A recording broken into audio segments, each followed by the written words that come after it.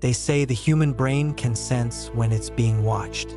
Most people ignore that feeling. But on the night of October 18th, 2021, a man named Daniel R. didn't just feel eyes on him. He heard something move, something unseen, something inside his house. Tonight, you'll hear his full testimony, including the evidence he captured, the witnesses who verified it, and the one recording that experts still cannot explain. This is the night he encountered an unseen entity in his home. Roll the tape.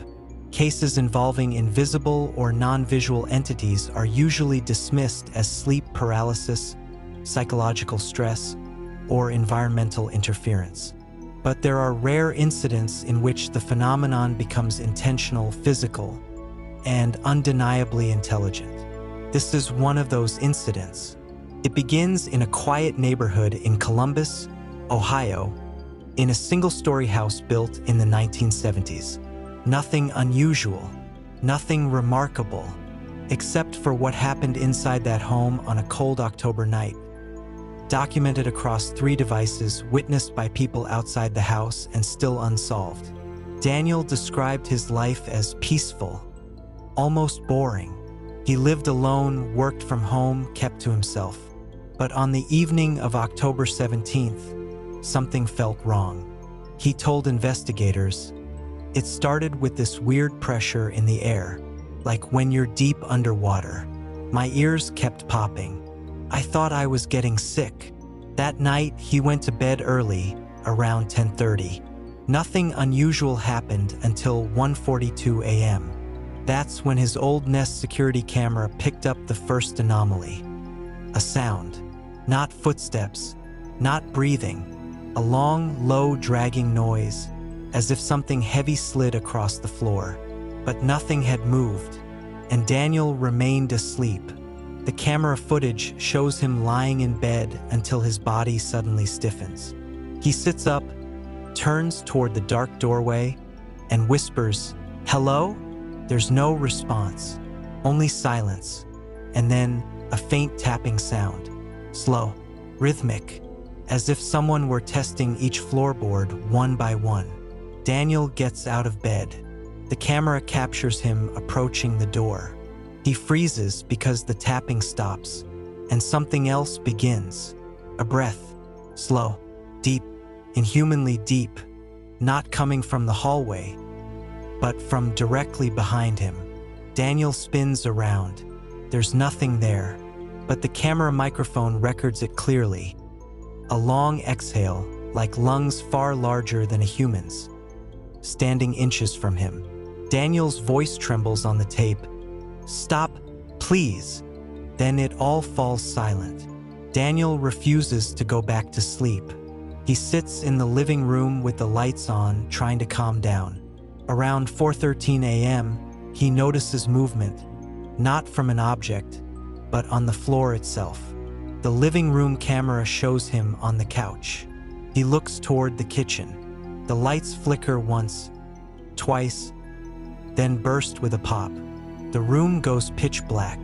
Night vision activates, and stretching across the tiles is a shadow, 5 feet long. Humanoid in shape, but distorted, with limbs too long and a torso too thin. Daniel stands. The shadow does not move until it starts crawling toward him, staying flat against the floor like liquid ink spreading with intent. Daniel runs to the front door. The deadbolt will not turn.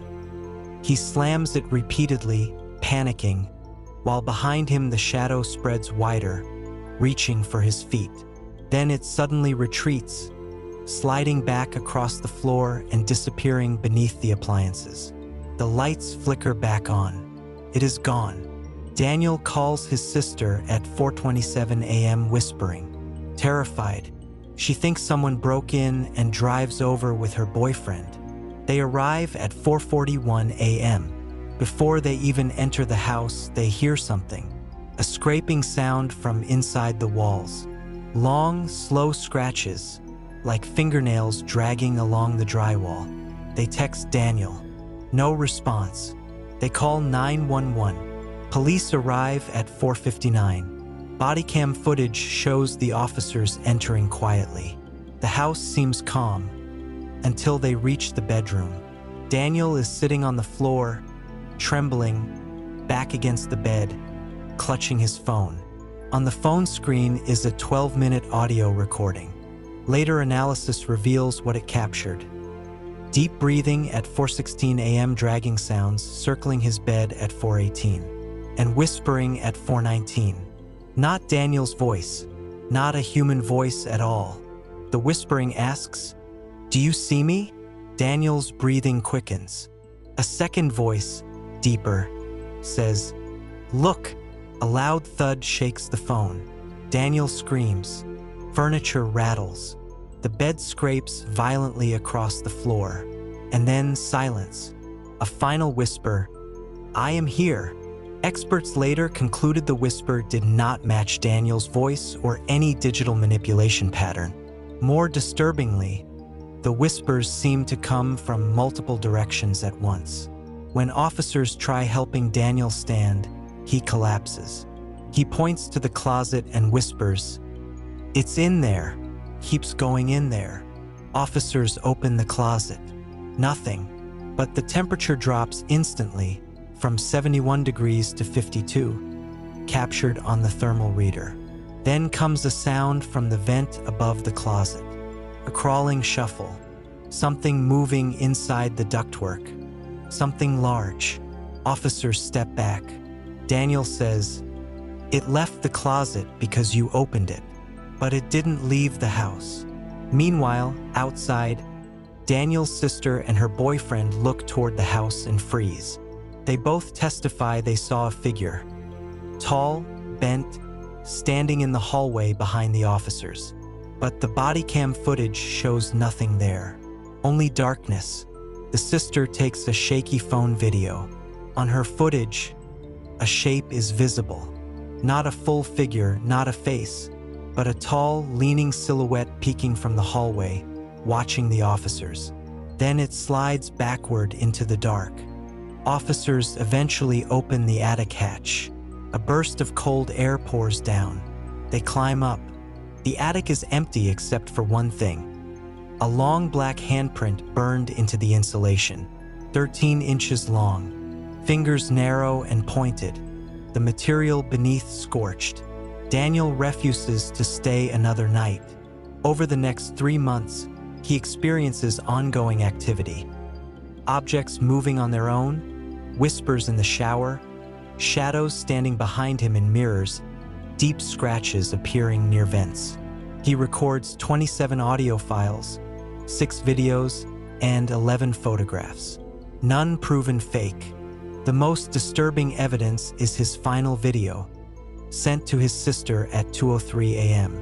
The clip shows Daniel whispering, "It's back." Behind him, in the reflection of the window, something tall extends an arm toward him. Daniel gasps and drops the phone. The video cuts off. His sister arrives 12 minutes later. Daniel is gone. The house is silent. No sign of a struggle. Only one fresh black handprint left on the wall, still warm to the touch. Daniel is found 2 days later in a motel 11 miles away, confused, disoriented, with no memory of how he got there. But he repeats one thing: "It followed me." He refuses to be alone. He sleeps with lights on. He avoids any room with a vent. And he still hears the whispering voice, the same message over and over: "I am here." Investigators, paranormal researchers, and audio engineers have all analyzed the evidence. Nothing explains the voices, the shadows, or the thermal drops. Some believe Daniel encountered a non-visual entity, something that manipulates sound, temperature, and shadow. Others believe the entity attached itself to him and never left. What happened that night remains unexplained. But one thing is certain: Daniel was not alone in his home, and maybe neither are you.